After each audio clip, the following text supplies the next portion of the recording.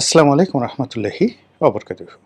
সম্মানিত দর্শক, প্রধানমন্ত্রী তারেক রহমান প্রথম তার সরকারি সফরে মালয়েশিয়াতে যাচ্ছেন, এটা মোটামুটি নিশ্চিত। মালয়েশিয়াতে কেন যাবেন, কী কারণে যাবেন, সেখানে আমাদের কী কী প্রোটোকল রয়েছে, উই ডোন্ট নো। আমরা এই জিনিসগুলো জানি না। সরকারের পক্ষ থেকে যেগুলো বলা হবে সেটা হলো পারস্পরিক সম্পর্ক উন্নয়ন, ব্যবসা বাণিজ্যের সম্প্রসারণ। তো এই বিষয়গুলো মূলত কথার কথা, কিন্তু বাস্তবতা হলো ক্ষমতায় আসার প্রায় ৫ মাস হতে চলল।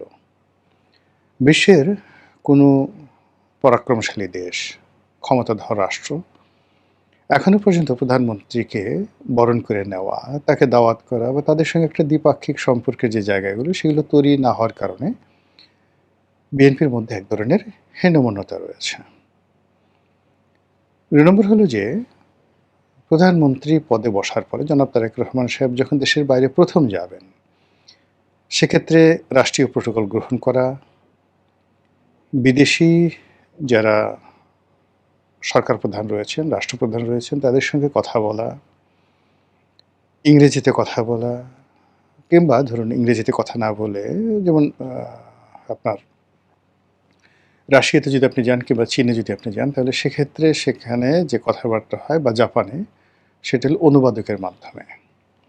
তেমনি সরাসরি কনভারসেশন এটার চাইতে অনুবাদকের মাধ্যমে কথা বলা আরও কঠিন। সেখানে বডি ল্যাঙ্গুয়েজ, ড্রেস কোড, তাকানো, প্রায় সব কিছুই যারা প্রতিপক্ষ তারা মার্ক করে থাকে।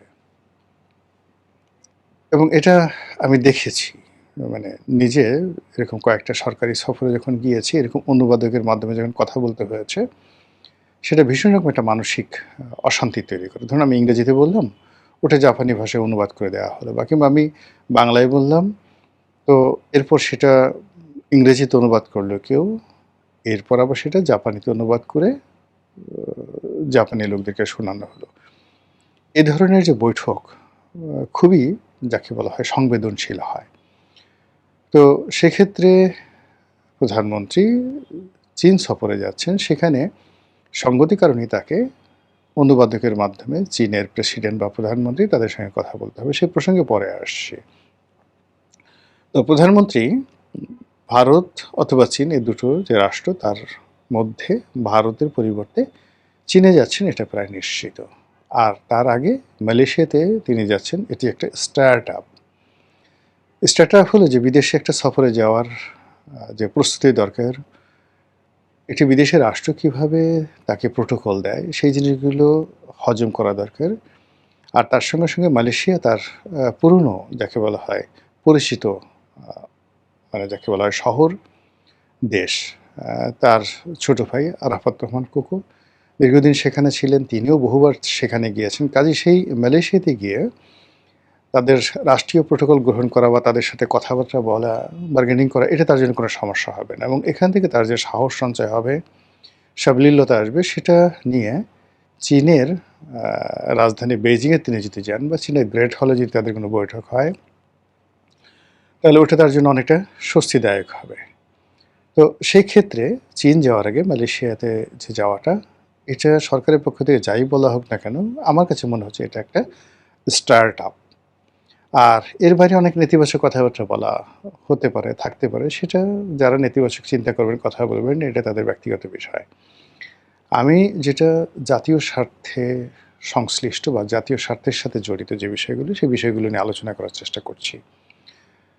প্রথমত হলো যে এই মুহূর্তে চীন সফর যাওয়া মানে সরকারের যে রাজনীতি, দেশের যে জাতীয় স্বার্থ এবং বাংলাদেশ বনাম চীনের যে কূটনীতি, আঞ্চলিক রাজনীতি, সব মিলিয়ে আমাদেরকে, সরকারকে এবং জনাব তারেক রহমান সাহেবকে মারাত্মক কতগুলো ঝুঁকি নিতে হবে। প্রথম ঝুঁকিটা হলো, ধরুন চীনে গেল। এখানে চীনে যাওয়া মানে চীনের সঙ্গে একটি কৌশলগত সম্পর্ক স্থাপন করা, চীন, পাকিস্তান, রাশিয়া, এই বলয়ে ঢুকে পড়া, এগুলো একটা। আর চীনে যাওয়া, ভারতকে ইনভাইট করা, যে দেখো দেখো চীন আমাদের সঙ্গে খুব ভালো সম্পর্ক করতে চাচ্ছে। আমরা শুধুমাত্র তোমাকে যাকে বলা হয় সুযোগ দেওয়ার জন্য এখনো হা করে বসে আছি। কিন্তু তুমি যদি আমাদেরকে শেখ হাসিনাকে চাপিয়ে দিতে চাও, আওয়ামী লীগকে চাপিয়ে দিতে চাও, তাহলে আমরা কিন্তু চীনে চলে যাব। এই যে ভারতকে একটা প্রলোভনে ফেলা বা একটা চাপে ফেলা, এই অবস্থা সরকারের নেই। কিন্তু পরিস্থিতিটা আসলে তাই হবে। এখানে যেহেতু নতুন সরকার, সেই নতুন সরকারকে অনেকগুলো বিষয় চিন্তা করতে হবে। প্রথম চিন্তা হলো যে সে এসেছে কিভাবে? যখন একটা মানুষের উত্থান যেভাবে হয়, তার পতনও কিন্তু ঠিক ওইভাবে হয়। এবং যখন যে মানুষ যেখান থেকে যার উত্থান হয়, ঠিক সেই জায়গাটা যদি মানুষ সম্মান না করে ভুলে যায়, তাহলে তার জীবনে এত সব বিপদ এবং বিপত্তি আসে, এটা বলার মতো নয়। এখন তারেক রহমান সাহেব যে বাংলাদেশে ক্ষমতায় এসেছেন, এটির পেছনটা প্রেক্ষিত রয়েছে, প্রেক্ষাপট রয়েছে, অনেকগুলো সমঝোতা রয়েছে এবং অনেকগুলো এখানে সমঝোতার সাথে সাথে এখানে কমিটমেন্ট আছে। সেই কমিটমেন্টগুলো কী? জামাতের সাথে কী কমিটমেন্ট, আমেরিকার সঙ্গে কী কমিটমেন্ট, ডক্টর মোহাম্মদ ইউনূসের সঙ্গে কী কমিটমেন্ট, এমনকি ভারতের সঙ্গে কী কমিটমেন্ট, অথবা এমনকি আওয়ামী লীগের সঙ্গেও তো তার কোনো কমিটমেন্ট থাকতে পারে। গত ৫ মাসে সরকারের যে মতি গতি, আচার আচরণ, চালচলন সব কিছু দেখে মনে হয়েছে তারা একেবারে স্বাধীন, একেবারে সার্বভৌম, এবং তারা জনগণের ভোটে ক্ষমতায় এসেছে 100% ফেয়ার নিউট্রাল একটি ইলেকশনের মাধ্যমে, এবং এখানে জনগণ তাদেরকে বিপুল ম্যান্ডেট দিয়ে বিজয়ী করেছে। কাজেই তাদের সব কাজের সঙ্গে জনগণ আছে, তারা যা ইচ্ছে তাই করতে পারবে। সো পর্দার আড়ালে যে সকল কথাবার্তা শোনা যাচ্ছে, অল আর ফেক, যেকে বলা হয় ডাহা মিথ্যা কথা। যদি এরকম হয় খুবই ভালো। আর যদি আপনি কারোর সঙ্গে কমিটমেন্ট করে এসেছেন, সমঝোতা করে এসেছেন, প্রতিশ্রুতি দিয়ে এসেছেন, কেউ আপনাকে এনেছে, এনে ওই যে পার্লামেন্টে যে আমাদের ছাত্রলীগের একসময় সভাপতি ছিলেন মনিরুল হক চৌধুরী, দাড়িওয়ালা বড় ভাই, তো তিনি যে বক্তব্য দেন যে যার জন্য সিন্নি খাও যে মোল্লার জন্য, সেই মোল্লা তুমি চিনতে পারলা না।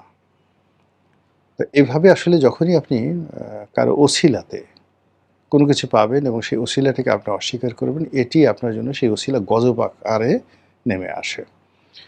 তো সেই ক্ষেত্রে অন্য কারোর সাথে কি হয়েছে বা হয়নি ডাজ নট ম্যাটার, কিন্তু চীনের সঙ্গে বিএনপি যে কোনো সমঝোতা হয়নি।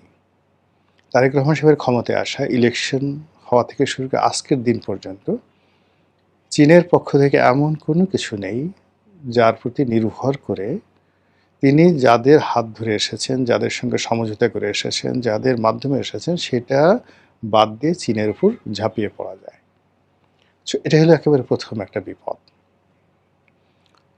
দ্বিতীয় বিপদ হলো যে চীন থেকে যদি খালি হাতে ফিরে আসেন, যেটি ডক্টর মোহাম্মদ ইউনূস এসেছিলেন, আসার পরে তার পতন হয়েছিল। চীন থেকে খালি হাতে ফিরত এসেছিলেন শেখ হাসিনা, তার পতন হয়েছিল। চীনের সঙ্গে বঙ্গবন্ধু কোনো অবস্থাতেই সমঝোতা করতে পারেননি, তার পতন হয়েছিল। এই জিনিসগুলো বোঝার চেষ্টা করুন। কাজেই চীনে যখন প্রধানমন্ত্রী যাচ্ছেন, তাকে অবশ্যই সেখান থেকে নিয়ে আসতে হবে অনেক কিছু। আর চীন এখন তাকে কোনো কিছুই দেবে না যতক্ষণ না পর্যন্ত তার মাথার উপরে মার্কিন যুক্তরাষ্ট্রের খড়গ থাকবে, মার্কিন যুক্তরাষ্ট্রের বাণিজ্য চুক্তি থাকবে, মার্কিন যুক্তরাষ্ট্রের নিষেধাজ্ঞা থাকবে। এই ক্লিয়ার না হওয়া পর্যন্ত কখনোই চীন তাকে গ্রহণ করবে না। জিনিসটা একেবারে এরকম যে আপনি এবারে কনজারভেটিভ মুসলিম, কনজারভেটিভ মুসলিম একজন সুন্দরী নারীকে আপনি বিয়ে করতে চান, মন প্রাণ দিয়ে আপনি ভালোবাসেন, আপনাকে তার প্রয়োজন, কিন্তু সে অন্যের স্ত্রী। এজন্য সেখান থেকে আপনার তালাক নিতে হবে, স্ত্রীর যে ইদ্যৎকাল সেটা পূর্ণ হতে হবে, আদারওয়াইজ আপনি কোনো অবস্থাতে তাকে গ্রহণ করবেন না। চীন ঠান্ডা জাতি, মাথা গরম করা জাতি নয়। তারা মোর দ্যান 500 বছর, 500 ইয়ার্স, আজ থেকে 500 বছর আগে, মানে এই 1948 সনের আগের 500 বছর তারা যুদ্ধ দেখেছে, বিভীষিকাময় পরাধীনতা দেখেছে। পুরো চীনকে খণ্ড বিখণ্ড করা হয়েছিল। পৃথিবীর এমন কোনো সাম্রাজ্যবাদের শক্তি নেয় যেটা চীনকে দখল করেনি। ব্রিটিশরা করেছে হংকং, শেনজেন, কিংডাও, চীনডাও যেটিকে বলা হয়। এখানে জার্মানরা উপনিবেশ স্থাপন করেছিল। সাংহাই ইংরেজদের দখলে ছিল। ফ্রেঞ্চদের কলোনি ছিল। জাপান বিরাট একটা অংশ দখল করে রেখেছিল। তো এই যে কর্তৃত্ববাদী চীন, মোর দ্যান 500 ইয়ার্স তারা এই পরাধীন ছিল। বহুবার তাদের মধ্যে অনেক যুদ্ধ হয়েছে, সিভিল ওয়ার। তারপর এমনকি সেই চৈনিক বিপ্লবের পরে এখানে কয়েক দফা, প্রথম বিশ্বযুদ্ধ, দ্বিতীয় বিশ্বযুদ্ধ, এরপরে চীনা বিপ্লব মাও সেতুংয়ের নেতৃত্বে, চীনা বিপ্লবের পরে প্রতি বিপ্লব, এরপরে দেং জিয়াওপিং এর নেতৃত্বে অর্থনৈতিক রেভলিউশন বা ফাইন্যান্সিয়াল রেভলিউশন, এই পুরো জিনিস তারা দেখেছে, অনুভব করেছে, বুঝেছে। এবং চীন আপনি যদি যান দেখবেন প্রতি 6 মাস অন্তর অন্তর আপনি যান বা 3 মাস অন্তর অন্তর যান, যে শহরই যান না কেন আপনি কিছু পরিবর্তন দেখতে পাবেন। তারা শুধু উন্নতি লাভ করছে। তো কাজেই সেই চীনের সঙ্গে কোনো হাঙ্কি পাঙ্কি চলবে না। 100% আপনাকে সৎ এবং অনেস্ট হতে হবে। চীন এখানে তাদের ঘাঁটি করতে চাচ্ছে। ভারতকে তারা এই বাংলাদেশের ভূমি ব্যবহার করে তারা ভারতকে ব্যস্ত রাখতে চাচ্ছে। চীন সাধারণত কোথাও সামরিক উপস্থিতি তারা এখনো পর্যন্ত যাচ্ছে না, কিন্তু বাংলাদেশে তারা তাদের সামরিক বাহিনীর উপস্থিতি কনফার্ম করতে চাচ্ছে। তারা ভারতের 7 সিস্টারকে হুমকি দিতে চাচ্ছে, ভারতকে ভয় দেখাতে চাচ্ছে। বিনিময়ে বাংলাদেশের যা যা দরকার অবকাঠামোগতভাবে করবে, কিন্তু মাগনা নয়। চীন এরকম একটা জাতি যে জাতি আপনাকে ঋণ দেবে এবং সেই ঋণের বিনিময়ে আপনার সব কিছু ছিনিয়ে নেবে। শ্রীলঙ্কার মতো একটি দেশের একটা বন্দর নির্মাণ করার জন্য চীন অর্থ দিয়েছিল। শ্রীলঙ্কা সেটা দিতে পারেনি, সেই বন্দরটা তারা পুরোটা নিয়ে নিয়েছে, অ্যাবসলিউটলি নিয়ে নিয়েছে বন্দরটা। তো বাংলাদেশে যে চীনের অর্থ, চীনের সঙ্গে যে কোনো টাকা আনতে গেলে টঞ্চ অফ মানি আপনি পাবেন, কিন্তু তার বিনিময়ে আপনাকে দিতে হবে এবং সেটাকে বন্ধক দিতে হবে। আগে যেভাবে বেনিয়ারা বা স্বর্ণকাররা স্বর্ণ রেখে আপনাকে সুদে টাকা দিতেন, চীন তদ্রূপ। আপনাকে অবশ্যই চীনের অর্থ দিয়ে কাজ করতে হলে সেই অর্থ ফেরত দিতে হবে এবং তার গ্যারান্টি স্বরূপ আপনাকে অনেক কিছু সেখানে জিম্মা রাখতে হবে। তিস্তা ব্যারেজ বলেন, পদ্মা ব্যারেজ বলেন, পদ্মা সেতু বলেন, আমাদের যে সকল মূল্যবান অবকাঠামো আছে সেগুলো চীনের কাছে দিয়ে তারপর আপনি টাকা পেতে পাবেন। আর চীনের সঙ্গে আপনি যখন এই সম্পর্কটা করবেন, আপনার অবস্থা হবে পাকিস্তানের মতো, আপনার অবস্থা হবে শ্রীলঙ্কার মতো, আপনার অবস্থা হবে মালদ্বীপের মতো।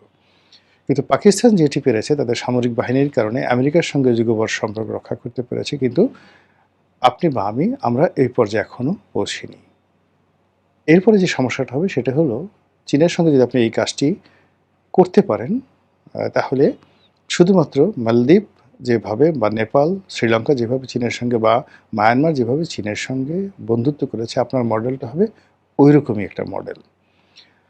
আর তখন পুরো রোহিঙ্গা সমস্যাটা আপনার ঘাড়ের উপর চলে আসবে। আমেরিকা এদেরকে অস্ত্র দেবে দেশের মধ্যে। মানে আপনি আমেরিকা যদি আপনার উপর চড়াও হয়, তাহলে ভারত সরাসরি এখানে আক্রমণ করে বসতে পারে এবং এখানে ভারত তখন আর কোনো মানে চোখ বুজে থাকবে না। সে মানে এখানে চীনের উপস্থিত মানে ভারতের সমস্ত ধৈর্যের বাঁধ ভেঙে যাবে। আজ সীমান্তে যে ঘটনাগুলো ঘটছে, পাহাড়ে যে ঘটনাগুলো ঘটছে, সমুদ্রে যে ঘটনাগুলো ঘটছে, দিল্লিতে, কলকাতাতে, আগরতলাতে যে ঘটনাগুলো ঘটছে, সেগুলো কোনোটাই আমাদের ফেভারে নয়। আর এই বিষয়গুলো মোকাবেলা করার জন্য আমাদের আসলে এই মুহূর্তে কিছুই নেই। আমাদের সেনাবাহিনী অনেক বড় সেনাবাহিনী, সব ঠিক আছে, কিন্তু আর্মস অ্যামুনেশন বা ইরানের মতো আমরা মানে 24 ঘন্টা যুদ্ধ করব ভারতের সঙ্গে, এমনকি মায়ানমারের সঙ্গে সক্ষমতা আছে বলে আমার কাছে মনে হচ্ছে না। এই আধুনিকায়ন আমরা কখনো করিনি। আমরা শুধুমাত্র মানে তাদেরকে পোশাক দিয়েছি, বিলাসিতা দিয়েছি, তাদের যাতে মানে পেট স্ফীত হয়, মোটা তাজা হয় পেট, নিতম্ব, পাছা, এগুলোতে যাতে যথেষ্ট চর্বি জমে, মাংস জমে, সেই জিনিসগুলো আমরা করেছি। দামি বাড়ি গাড়ি সব কিছু তারা যেন স্টাইল করে কথা বলে, ইংরেজিতে ফুটফাট করে, এরকম। কিন্তু সত্যিকার অর্থে আপনি উত্তর কোরিয়ার একজন সৈনিককে দেখেন, এমনকি চীনের একটা সৈনিককে দেখেন, চুল থেকে পায়ের নখ পর্যন্ত একেবারে তারা যেদিন থেকে সৈনিক হিসেবে যোগদান করে বা জেন্টলম্যান ক্যাডেট হিসেবে তারা যেদিন কমিশন প্রাপ্ত হয়, সেই দিন তাদের যে চেহারা স্রোত থাকে, যেদিন রিটায়ার্ড করে তাদের ঠিক একই চেহারা স্রোত থাকে। আমাদের দেশে চমৎকারভাবে ভাটিয়ারিতে বাংলাদেশ মিলিটারি একাডেমিতে ট্রেনিং দেওয়া হয়। ওই পর্যন্তই। ট্রেনিংয়ের পরে ধীরে, ধীরে, ধীরে, ধীরে তাদের ভাবসাব বাড়তে থাকে, পেট মোটা হয়। মানে কি যে অবস্থা, বিশ্রী। মানে এটা দেখার মতো নয়। তো সেদিক থেকে আমরা এই মুহূর্তে কারো সাথে যুদ্ধ করার জন্য না, যেটা আমাদের সেনাপ্রধান বলেছেন, আমরা আসলে যুদ্ধ করি না। মানে যুদ্ধ যাতে না করতে হয়, এজন্য আমরা তাদেরকে ভয় দেখাই বা আমরা ওইরকম একটা কাজ করি। এরকম নানা কথাবার্তা তিনি বলছেন এবং সেটা নিয়ে প্রচুর ট্রল হয়েছে। তো সেক্ষেত্রে চীন থেকে যদি আপনি খালি হাতে আসেন, আপনার রাজনীতি শেষ। চীন থেকে যদি আপনি চীনের কমিটমেন্ট নিয়ে আসেন, আপনাকে আমেরিকা এবং ভারতের যাকে বলা হয় আহ, সেই পরিপূর্ণভাবে তাদের যাকে বলা হয় সেই আগ্রাসন, আক্রমণ, তৎপরতা, অপতৎপরতা, চক্রান্ত সবকিছু আপনাকে মোকাবেলা করতে হবে। আর আওয়ামী লীগের মতো একটা বৃহৎ রাজনৈতিক দল, তাদের যারা নেতাকর্মী আছে সবাইকে নিয়ে মূলত ওত পেতে বসে আছে যে আপনি এই ভুলগুলো করবেন আর এরকম একটা পরিস্থিতিতে পড়বেন, আর অমনি আপনার ত্রুটি তারা চেপে ধরবে। দেশ কোথায় যে সফলতা পাবে, দেশের পরিস্থিতি কি হবে, এটা আমরা এখনো পর্যন্ত বলতে পারছি না।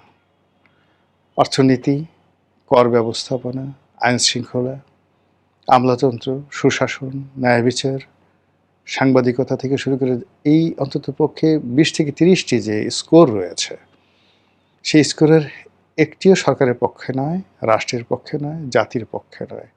সব জায়গাতে শুধুমাত্র খারাপ সংবাদ আসছে। আর সেই খারাপ সংবাদের মধ্যে আমাদের সেই প্রধানমন্ত্রী, তিনি একটা স্টার্ট আপ সফরের মাধ্যমে দ্বিতীয় ধাপে তিনি চলে যাচ্ছেন